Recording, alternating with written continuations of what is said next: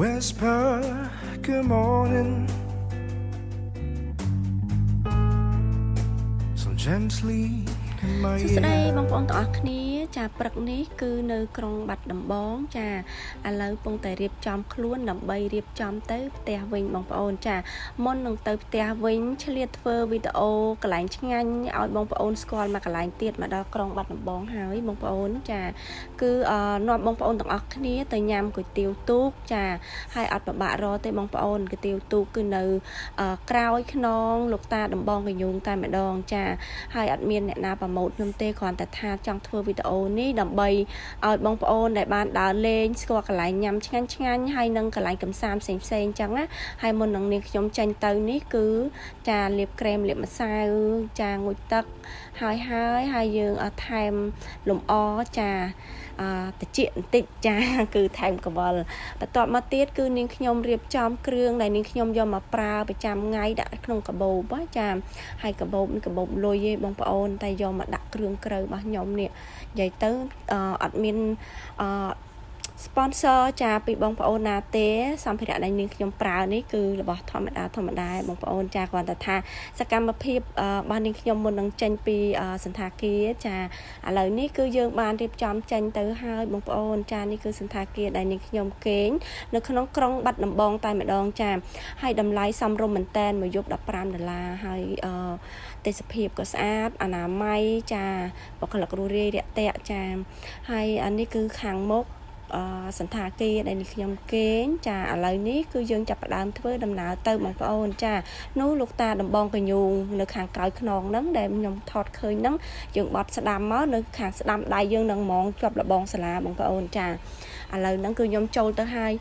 និយាយទៅបើនាងខ្ញុំទៅបាត់ដំបងនាងខ្ញុំអត់ដែរចោលទេកាទៀវទូកនេះបងប្អូនសម្រាប់នាងខ្ញុំគឺឆ្ងាញ់មែនតែនហើយតម្លៃនិយាយពីថាថោកហ្មងចាមួយចានតែ$5000ទេបងប្អូនហើយខ្ញុំថែមប្រហិតថែមអីតិចតួចទៀតមកហើយសម្រាប់ខ្ញុំមនុស្សស្រីគឺខ្ញុំញ៉ាំប៉ុណ្ណឹងឆ្អែតពេលព្រឹកចាបើថាមនុស្សប្រុសតថែមតិចតួចចឹងទៀតណាហើយនេះយើងមានម្ទេសមានខ្ទឹមជ្រក់មានគ្រឿងគេចាហើយគ្រឿងទាំងនេះយើងដាក់បន្ថែមតិចមកគឺឆ្ងាញ់ចាមិនមែនថាខ្ទឹមជ្រក់នឹង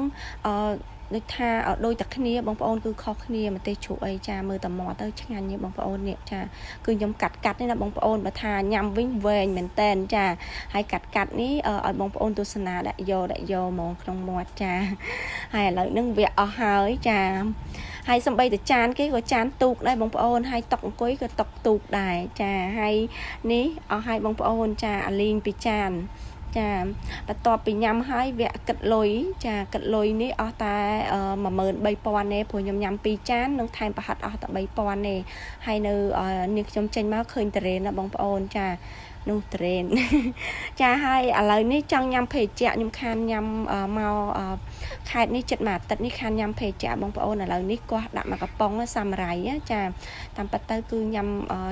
ច្រើនអត់សូវល្អសម្រាប់សុខភាពតែបើខ្ញុំគឺញ៉ាំតិចតួចចាបន្ទាប់ពីយើងធ្វើដំណើរតាមផ្លូវមកមើលណែមបងប្អូនចាឥឡូវបើកវាំងននអនណៃស្រីអនចានៅខាងក្នុងចាកំពុងតែទិញសង្វាក់ចាបងអូនទិញសង្វាក់300សង្វាក់ឲ្យខ្លួនឯងយកទៅញ៉ាំ100សង្វាក់ហើយមកអង្គុយមើលកូនង៉ែតគេកូនប្រុសចាគួរឲ្យស្រឡាញ់មែនតែនសក់ឡើងក្រាស់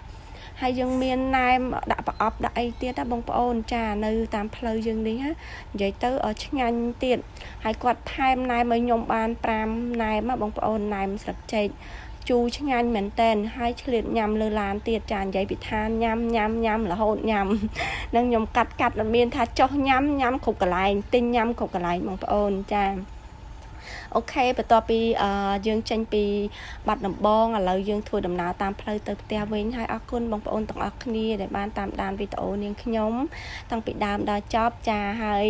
នាងខ្ញុំនឹងមានវីដេអូថ្មីហើយកន្លែងកំសាន្តថ្មីសម្រាប់បងប្អូនទស្សនាទៀតផងដែរបងប្អូនចា